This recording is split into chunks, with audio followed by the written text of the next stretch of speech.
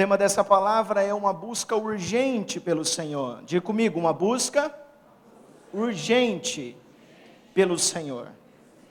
Nesse texto tem várias coisas que o Senhor tem ministrado ao meu coração. Só que eu vou falar apenas a que está no verso 1. Mas eu poderia citar o fato do verso 5. Pedro ter trabalhado a noite toda, mas mesmo assim ter tomado a decisão de lançar a rede por mais uma vez sob a direção da palavra do Senhor. Poderia também destacar o fato de que eles apanharam tanto peixe que nem eles estavam conseguindo pegar aqueles peixes. A rede deles estavam quase rasgando e eles fizeram sinais para que os amigos ao redor ali pudessem ajudar. Uma das coisas que o Senhor falou muito forte comigo no dia que o pastor Joab ministrou, ele me fez uma pergunta: você está pronto para o que eu irei fazer? Será que você pode olhar para você hoje e às vezes até mesmo se perguntar se você está pronto para receber aquilo que você tanto tem pedido nas suas orações?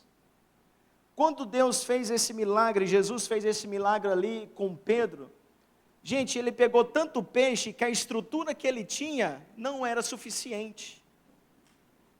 A rede que ele tinha não era suficiente, já estava rasgando. Era muito peixe, a quantidade de peixe era enorme, peixes de vários tamanhos, peixes grandes, e a estrutura dele não era capaz de suportar. E o que ele fez? Ele chamou os amigos para que pudesse ajudá-los. E o milagre era tão grande que quase que com a ajuda dos amigos, eles não conseguiram suportar. O texto diz que os barcos quase afundaram. O que o Senhor falou no meu coração, talvez sirva para você hoje, é que existem coisas que Deus vai fazer na nossa vida, que a nossa estrutura não é capaz de suportar.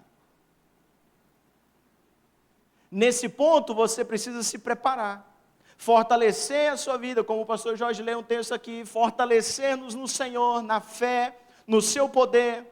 Fortaleça essa estrutura que você tem, cresça mais, avance mais. Mas ainda vai existir momentos que a sua estrutura não vai ser suficiente para aquilo que o Senhor vai fazer, mas isso também não é ruim, é necessário.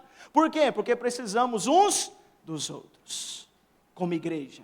Tem coisa que Deus vai fazer na nossa vida que vai ser através de um indivíduo, mas existem coisas que Deus vai fazer através de nós, como igreja. Amém?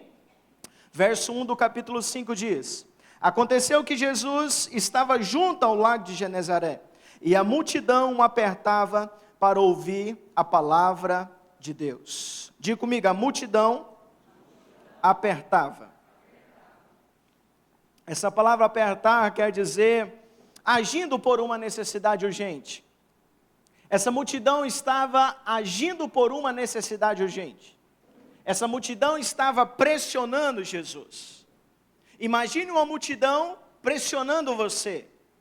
Imagina uma multidão, cada um agindo por uma necessidade urgente, uma emergência, algo grita dentro dessa multidão, do coração de cada um deles. Há uma urgência aqui, há uma urgência.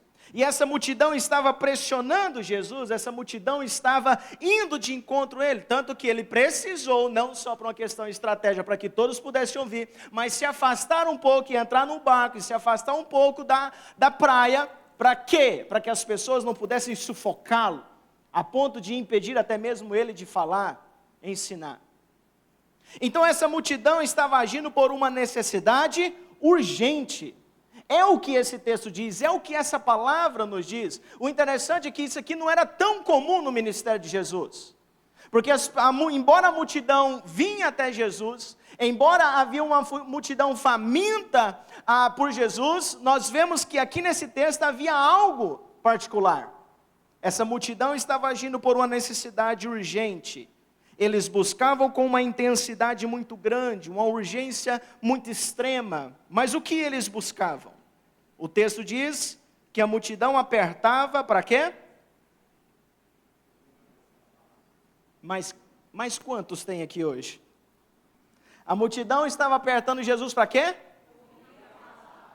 Foi um ensaio até legal. Vamos lá de novo. A multidão apertava Jesus para quê?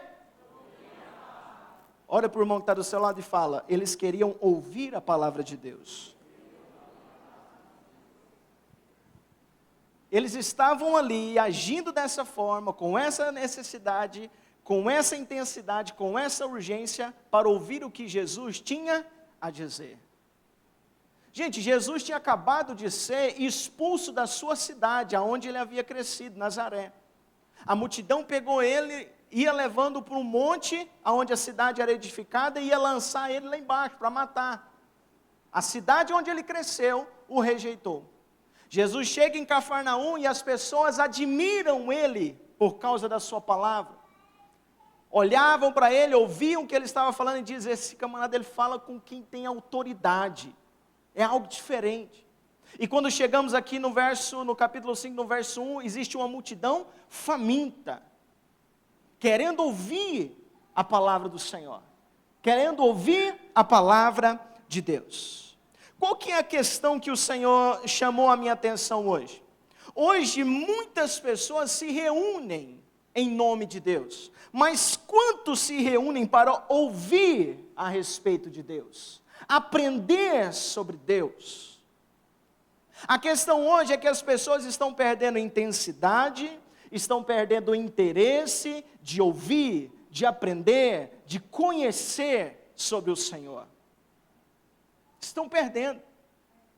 Em 2 Timóteo, capítulo 4, verso 1 até o verso 4, Paulo diz assim: conjuro-te perante Deus e Cristo Jesus, que há de julgar vivos e mortos, pela sua manifestação e pelo seu reino. Aí ele recomenda a Timóteo, prega a palavra, insta, quer seja oportuno, quer não, corrige, repreende, exorta com toda a longanimidade e doutrina. Por quê? Por que Timóteo deveria ser tão insistente na pregação? Por que Timóteo deveria aproveitar todos os momentos para estar falando da palavra de Deus?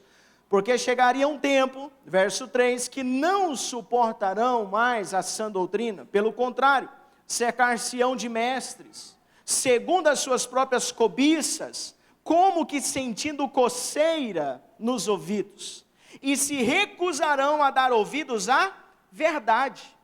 E essas pessoas se entregarão ao quê? A fábulas, a mentiras.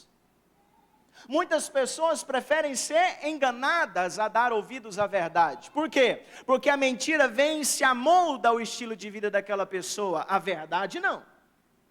A verdade ela não se molda a nós. Nós precisamos nos moldar à verdade. E quando Paulo escreve isso a Timóteo, ele está dizendo, aproveite, pregue a palavra, seja num tempo oportuno, seja não. Prega, porque vai chegar um tempo que as pessoas não vão querer saber. As pessoas, elas vão cercar-se de mestres segundo as suas próprias vontades, desejos. E isso é um perigo. Porque quando encontra-se pessoas assim, são pessoas que estão mais preocupadas com quem está falando do que o que está falando.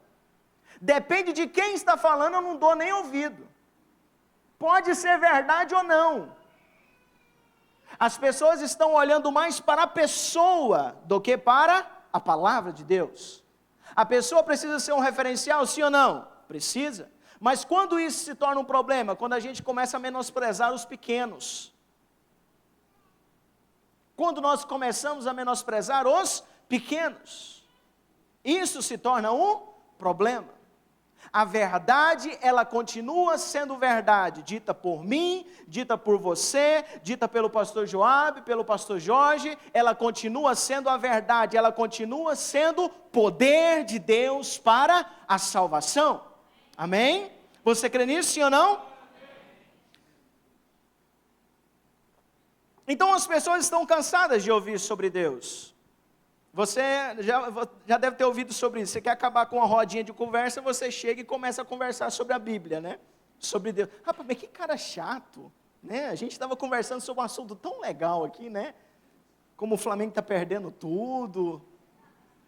Oh, misericórdia para nós. Sangue de Jesus tem poder.